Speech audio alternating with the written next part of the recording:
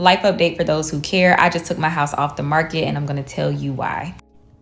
It's day 143 of trying to sell our house.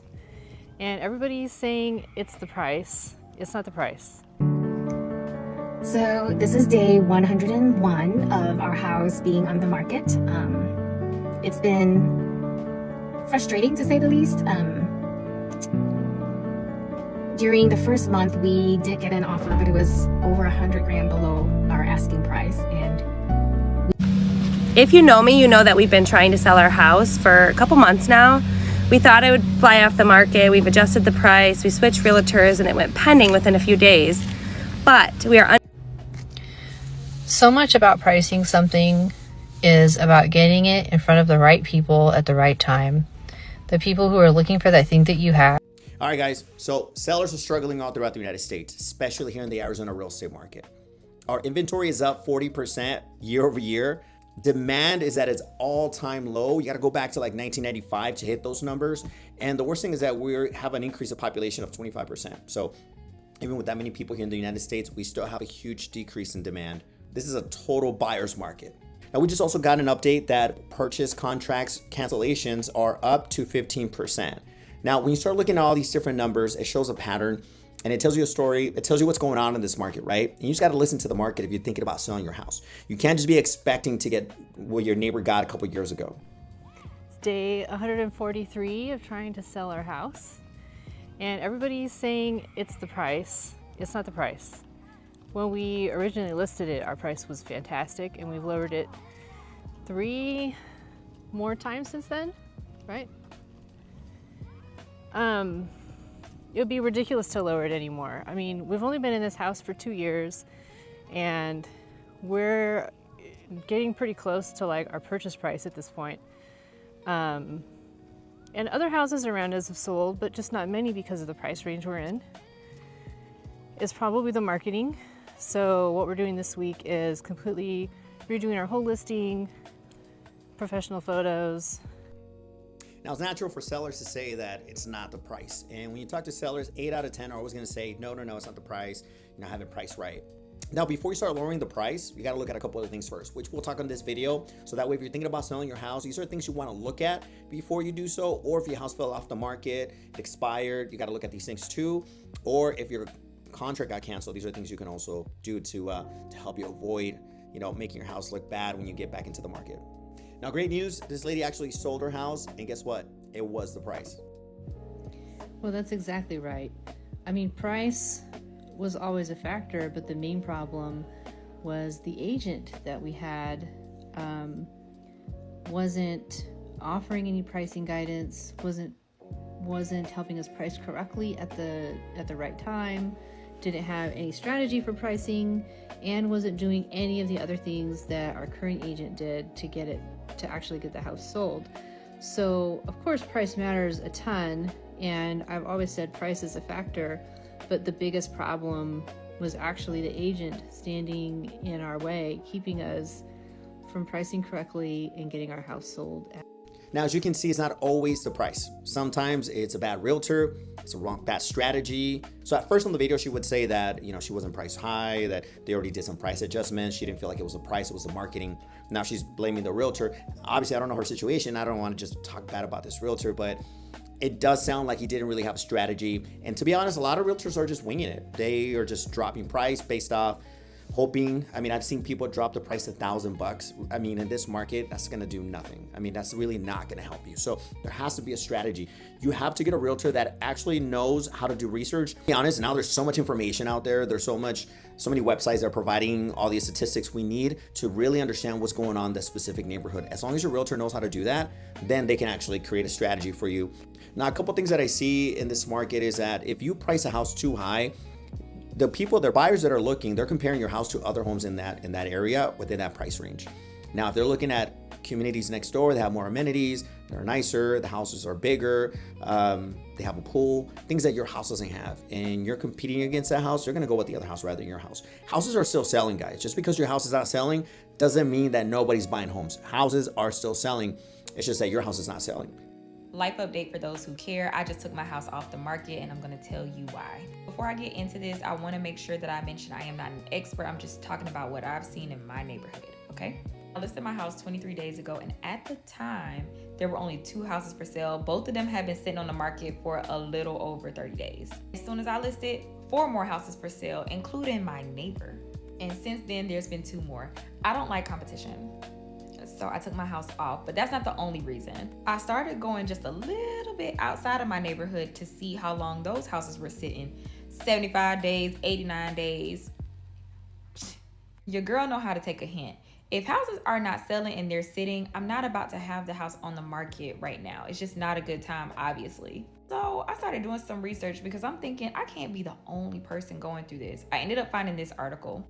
All right, guys, so it's kind of crazy that you don't want competition. I mean, that's what the market is. It's competition, right? So there's going to be a lot more houses. Now, there's different markets that are getting hit harder when it comes to supply. So, for example, if she's in Florida, that market is getting hit pretty hard. Markets in Texas are getting hit pretty hard. But again, houses are still selling. So it's a matter of having the right strategy. Now, the fact that she didn't know that how many days houses were sitting out before getting an offer is kind of crazy. So that tells me that she didn't have a good realtor that provided a good analysis of her market before they listed their house. So again, we're going back to that. You know, the realtor is very important. A realtor that really understands how to study your market or understands what are the trends in your specific market. They need to apply a strategy that is specific to that, whatever's going on in your market. Otherwise, you're going to be behind all the time trying to catch up to the market. Our buyers just pulled out. They just canceled. They dropped and canceled everything. So what happened was the inspection came back and they said there was $20,000 in damages inside the house. There was not. They said they needed a new roof and they were asking for $10,000 for a new roof. And we said, we'll meet you halfway with 5 because there's no leaking, there's no damage. The roof is old. Okay, it's old. The house was built in 2005. You can move into the house, get homeowners insurance, and have a new roof changed because homeowners insurance will give you a new roof. And they pulled out. All right, so as I mentioned, guys, we have an increase in people backing out. And the thing is that buyers are exhausted. You know, they're paying $100,000, $200,000 more than what you paid a couple years ago. So when they are putting offers, they want the house to be in decent shape if they're going to pay that much. You have to understand that the average payment here in Arizona is around $3,000. I think it's like $2,800, but it's almost $3,000. So we went from having an average payment of $1,800 to now almost $3,000. So yes, buyers are going to have a specific expectation, especially when there's so many houses on the market. And the fact they only wanted 10 is actually not bad. I had a situation where the buyers were asking for $18K. So let me tell you the story. So we were in the market. There was a couple things that were making it complicated for this sale because they had tenants, they had these huge dogs, they were hairy, it was just kind of messy. So we had an offer. The offer came in kind of low, $395. We were at $440. Now I knew we were going to be anywhere between $420 and $440, but the offer was just kind of low. It was cash, so they had a little bit of leverage when it comes to negotiations. So what I told my clients, like, hey, look, it's $395, it's cash, it'll be pretty quick. However, I think I could push the offer higher. You let me know if you want me to accept, if you want to accept this offer, or if you give me permission to negotiate, but there's always a risk of them backing out, right? He said, yeah, that's fine. You know, the house is a little dirty. Once the tenants are out, we can clean it up. And, you know, I'm pretty sure we'll get some decent offers if after that. So I went back and said, hey, look, thank you so much for your offer, but my client doesn't want to go that low yet. We understand that, you know, there's tenants, the house is a little dirty right now, but once they clean it, I think we can get a pretty good offer. But if your client's willing to go to, you know, 420, maybe we can make something work. Now they said, hey, look, you know what, 420 is too low. And they brought all these different statistics. And she said, do you know how dirty the house is? Have you been there? I mean, she was a little bit of a hostile agent there, but, you know, I've had my fair share of dealing with agents like that. So I said, hey, you know, I understand. Obviously the house is not in the best condition. It's a pretty nice house. It's clean, has a beautiful pool, but we know it's a little dirty, but we just have to clean it once the tenants are out. So anyways, we ended up settling in a price of $415. Okay. Now, what's happening right now is that people are coming in very aggressive. A lot of buyers are on the sidelines, but when agents go up to them and say, hey, look, you know, would you like to buy right now? It's a good time to buy. Some sellers are desperate and we can come in very aggressively and get you a great offer. That's why they're getting buyers to jump back into the market. So when they find a house, they put in these very low offers, and when they don't get what they want, they tell their clients, hey, look, we're gonna find a couple things on the inspection, and we're gonna push that price back down to your original offer. So that's exactly what happened. So they did an inspection, found a couple things with the roof. Now the roof was only 10 years old, but here in Arizona, if you don't have enough flow of air in the attic, it basically makes your roof brittle, and it starts destroying the glue that keeps the shingles together. So there was a couple shingles that flown off with some of the storms we had. There was a couple. They had no leaks, but obviously you really don't know when you have leaks until you actually start seeing water coming down from the attic, from through the roof, through the ceiling. So anyways, they wanted $18,000. It was a pretty decent sized home. So we fought, we went back and forth. And a lot of times what's happening right now is that buyers and sellers are playing chicken. And you have buyers saying, hey, look, if you don't give me what I want, I'm gonna back out. And buyers are saying the same thing. If you don't give me what I want, I'm gonna back out. So it always depends who's the one that has the most leverage. If the seller knows they can get a better price later on, then they have the leverage and they can say, yes, you know what, I don't wanna give you that. Or the buyer, if they really want the house and they know that's a good deal, they might not want to back out. So anyways, we went back and forth and said, hey, look, we'll settle at $10,000. At the end of the day, they said, yeah, let's go ahead and do it. But there was a lot of going back and forth. This agent was very hard to work with, but stood my ground. And at the end of the day, I told my clients, look, I work for you. So you tell me how hard you want me to push. And I'll push all the way to the end, but there's always a chance of this deal falling apart. And my client was like, you know what, that's fine. I don't want to give that much. And if it falls apart, the tenants are almost out, we'll just clean it up, and I'm sure we'll get a decent offer because the house was very nice. And I know we should have at least gotten $420 if we would have gotten out back to the market. But the house would show that there was a cancellation. It kind of stigmatizes your house because why did it get canceled? Is there something wrong with the house? So these are things that now he has to disclose. So we still ended up closing the deal, but that's what you're finding right now. You're finding buyers asking for everything. And you know what? I was in the same situation a couple months ago where it was a house that was kind of a fixer-upper, but I knew that it would pass FHA guidelines or FHA inspections. So we made a super low offer. The house was already priced below market. This was priced around $375.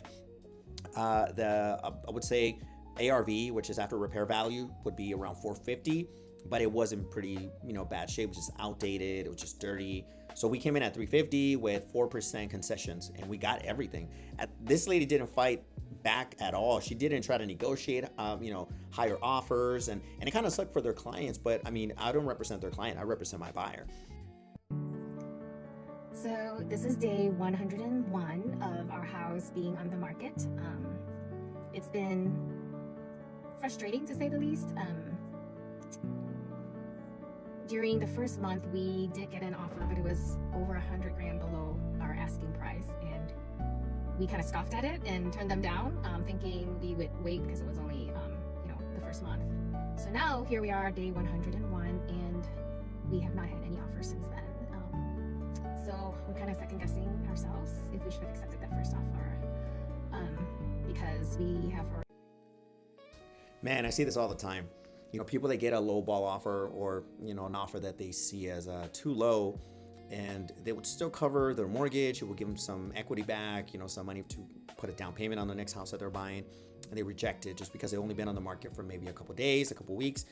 And after that, they don't get any offers, and now they're stuck trying to sell their house, and they keep dropping the price, chasing the market down, and they're just never going to be there because days on market is going to stigmatize your house. Like if houses in your area are selling within 45 days and your house has been on the market for 100 days, I guarantee you're not going to have leverage when it comes to negotiations.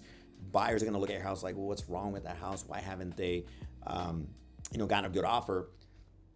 They're going to give you a low ball offer. And it goes back to the same thing where I mentioned earlier that there's a lot of agents that are trying to pull buyers from the sidelines by telling them like, hey, there's a lot of houses that have been on the market for a long time, and we can probably get a pretty good deal if you offer right now that the market is so slow. So you're going to get low ball offers. And I think that's, I've had situations where my client makes a kind of a low offer, and the other agent's ego gets in the way, and they just say, nope, we're not going to take something so low. They don't even present it, or they don't tell their clients, hey, look, this is a low offer, but we're not getting a lot of activity or a lot of interest. So this might be the best offer that you get. So a lot of times agents want to show their value. And I get it, right? We all want to give our clients the best service possible, or get them the most amount of money possible. But sometimes the market is not going to give you what you want. And if you really need to sell, like this lady does need to sell, you might have to take that offer. All right, guys. So a couple things that you can do to try to mitigate some of these risks, or having your house on the market for 150 days is, you always have to interview as many agents as possible. I know we're busy, we got busy lives, but at least by minimum, interview 2 agents. I think there were statistics that 80% of sellers hire the first agent that they meet. And hopefully you meet a great agent, but unfortunately sometimes there's agents that are just winging it. Not all agents do the same kind of work. Some people, like I said, are just winging it. Some people just do very quick research, say, okay, the last 3 houses that sold here sold for $490,000, another one for $510, so let's do $500. Not seeing that your competition, when you're comparing a market, you have to look at everything. You have to look at pending, you have to look at what's closed, you have to look at what's active, because what's active tells you who your competition is. What pending tells you is what buyers are looking for, and closed tells you what are buyers willing to pay for these homes. And you also have to look at like how many days on what's the average days on market in the area. There's apps that we use that can tell you what is the showing history for the last month, 2 months, for specific price ranges, so you know how much demand is in your neighborhood for that specific price range. So choosing the right agent can be very detrimental to either the success or the failure of you selling your house. Communication is very important. So I've had situations where I call agents at different times of day, they just don't answer. And I never get a call back sometimes, or I show their property and they don't even call to see if I'm interested. I mean, it's very common. So if your agent doesn't answer your calls, or it takes 24 hours for them to call you back, that means that there's a good chance they're not answering calls from people that are interested in your house. And you could be missing out on opportunities. I mean, right now with inventory being so high, clients have options. And if your house is kind of a cookie cutter, or there's really nothing that differentiates it from the rest of the neighborhood, then and there's 2 that are very similar in price, it might go with the other one instead of yours, just because the other one answered and started negotiating an offer and figured things out, and they made something happen. All right, the next one is pictures. Honestly, I mean, I still see pictures taken, but with iPhones, it's very rare nowadays. If you go back to 10, 15 years ago, it was a lot more common to see pictures using regular cameras. But now, almost every realtor uses professional photography. But that's not always enough. You have to make sure that you make the house look good. I've seen, like this picture. I mean, I understand it was a rental and somebody was living in that house and was okay with this. But if you're listing your house and it's your investment property, why would you show these pictures? This picture, I mean, it's just terrible. It makes the house look awful. I've had people decline going to houses that I know, because I know that floor plan, that I know it's perfect for them, and they don't go see it just because the pictures look terrible. Usually I'll send them a list of homes, and I know there's a house that is perfect for them, but they keep avoiding it because the pictures look terrible. So until I tell them, look, I know you keep avoiding this house, but let's go check it out. I know the pictures don't look great, but it might be a good opportunity for you, because if you don't like it, that means that a lot of people are probably not, touring this home just because of the pictures. When we go see it, they see the potential, and now we have leverage because we don't have competition. So as a seller, you need to be careful with that. You need to make sure that your agent uses professional photography, that you clean your house and declutter it before doing the professional photography. Move any trailers, any vehicles, clean the yard. I mean, it has to look immaculate, even if you don't want to pay to maintain the house for the next couple of weeks, but the pictures need to look great. All right, the next one is condition. So a lot of times I've been to homes where I see a stain in the ceiling, and I ask them, hey, what's the stain about? Before I replaced my roof, there was a leak, and I got taken care of, but I haven't had a chance to paint that. So it's very important that you take care of those issues. Now, I'm always going to tell you, you disclose all that. Disclose that there was a leak and that you replaced the roof, or that the roof was replaced and you haven't had any leaks, or you just got to disclose it. Don't just hide things and expect them not to find it, because you can get in trouble. But I've had situations where I go with buyers to a house and they see a couple leaks in the attic, and I could tell the roof is brand new, but because of those leaks, they just said no, absolutely not. I don't know where that water's coming from. I don't know if it's old, if it's prior to them replacing the roof, and I'm just not gonna risk my money doing inspections and trying to find that out. So you can miss out on buyers just because your house looks like it could have a hidden issue that maybe it's old, but take care of it. Make sure it looks good. Also, projects that are not done. I had a client that was going to finish up his chimney, so he did a frame around his chimney, and then he was going to, make it look nice, but he never got around to it. So I said, you have to take that off because it looks pretty bad. I mean, I'm sure it was going to look nice when you finished it up, but it's a halfway project. When a client walks into your house, it's gonna look like a headache. Like, okay, now I gotta take all that off, or I gotta finish it up myself, and I gotta spend more money. So you have to make sure that when a client goes into your house is the obvious choice, and it looks like it's not gonna be a headache for them, that they're not gonna have to spend more money, or they're not gonna have any issues later on, or maybe there's something behind that. Whatever it is, I mean, you have to make sure your house looks amazing when people walk into your house.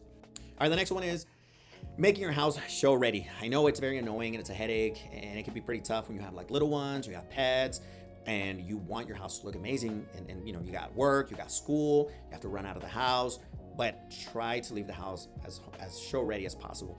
I've been to homes where there's diapers throughout the house, there's plates that have food from, you know, like the day before. It just looks gross. Smells. I mean, if you have pets, and I know you're used to it, you know, like I've been to houses where people are walking around their home like it doesn't smell like dog poop or cat piss, but and pets can bring a smell, so you have to make sure your house smells good. And don't get offended when somebody says, hey, look, this house smells like cat piss. Like, it is what it is, and you have to understand, like, it's not your decision to figure out if it smells or not. So just try to make it show ready, try to make it look nice. If you just definitely you know, are unable to keep it up because you have little ones, you have a big family, then at least, like, you know, create a plan with your agent where you're going to show it a few days where you know you can actually clean the house, make it show ready, and maybe you guys can get everybody that is interested in the house at the same time, and you create a little bit of social proof that your house is in demand. But you have to have a strategy when you do that. You can't just say, well, I'm only going to show it on this day at this time. There has to be a strategy behind it. The next one is your house marketed right? You know, it's, for example, like I said earlier, if you have an RV gate with a nice big lot, you have to market it to the right people. You have to make sure you put in front of it, showcase that, don't hide, or I mean, if it's something that is very important to that specific area, then you have to make sure it's being marketed that way.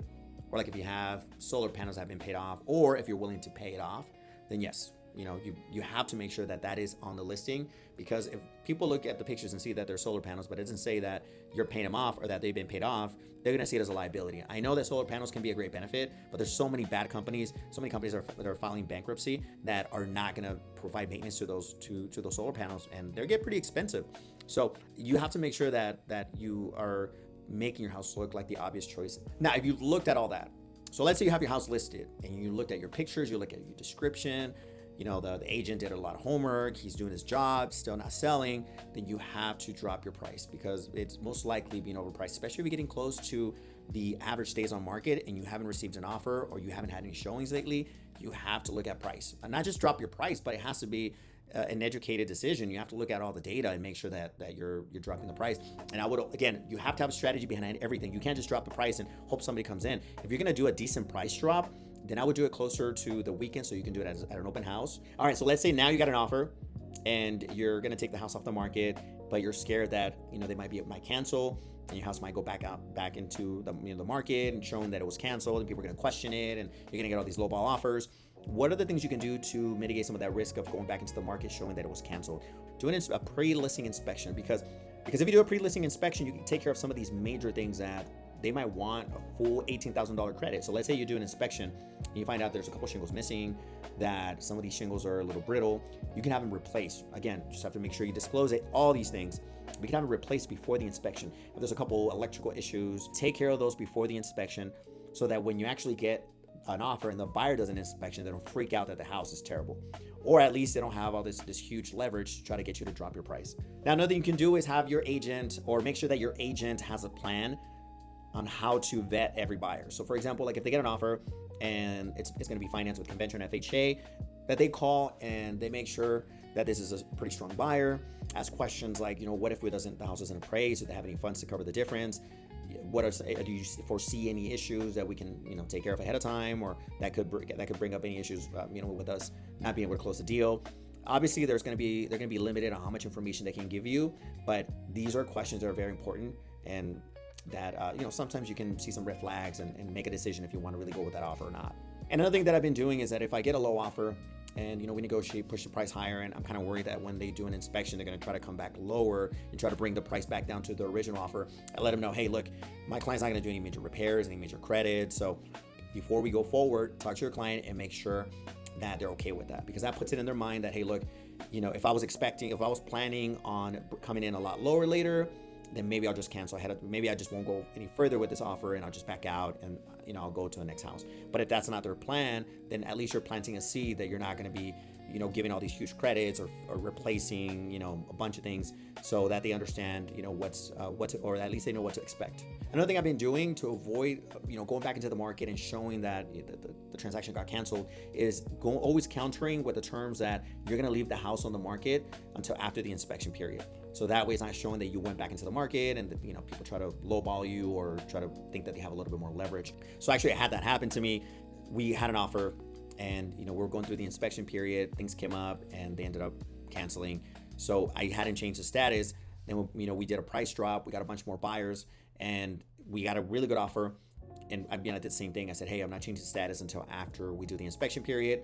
We got through the inspection period, changed the status, and now we're about to close. But at least you avoid the stigma of going back into the market and people looking at your house like an opportunity. All right, guys, I'm gonna give you a bonus, okay? So if your house is FHA or VA, another thing you can do to try to get your house sold faster is offer a loan assumption. I know that now with Trump talking about like the 50-year, 100-year mortgage and doing portable loans, there's a program out, or there's a lender out there. There's a couple lenders out there that will help you do a loan assumption. You just have to find the lenders in your specific community. But these lenders, what they do is that they represent the buyer. So let's say, for example, you bought your house for $400,000 and now you can sell it for $500,000. But you refinance your house at some point or got a really low rate from the get-go. So let's say you have a 3.5%. We know nobody can get a 3.5% unless you go buy it with a builder. So let's say that your house has a 3.5%, but if they assume your loan, they're assuming it at whatever the balance is. So let's say your balance is 380 now. They're going to assume it at that balance. So what happens to the other 120,000? They can lend up to 90% by getting a second loan. So you assume the first loan, you get a second at a little bit higher rate, but when you average it out, you're still getting a super low rate. They do have to have a 10% down payment, or we can do different. We can get creative. But the thing is, to be able to get your house sold fast, you have to get creative. You cannot just put your house on the market, put a sign, put pictures, or take professional photography, put it on Zillow, put it on all these websites, and expect a buyer to come in there. Guys, 2026 is not going to get any easier. If you're thinking about listing your house in 2026, it's not going to get easier. It's just going to be tougher. It's going to be more. I'm expecting it to be a little bit tougher because there's going to be more supply. I think that demand's going to stay the same because we're already at all-time lows. I don't think it's going to get any worse than this. But even if it stays like that, but we have an increase in supply, it's just going to get tougher for you, and you really need to stand out. So if you want to look at agents throughout the country that have a strategy that can get your house sold, send me a DM. I can find a realtor that will help you in your city. I'm here in Arizona, or Phoenix, West Valley. But if you're looking to sell or to move to Arizona, send me a DM. And if you're looking for more videos that are going to give it to you straight, subscribe to my channel. This is Juan Ramirez, I'm a Juan Realtor, and I'm out.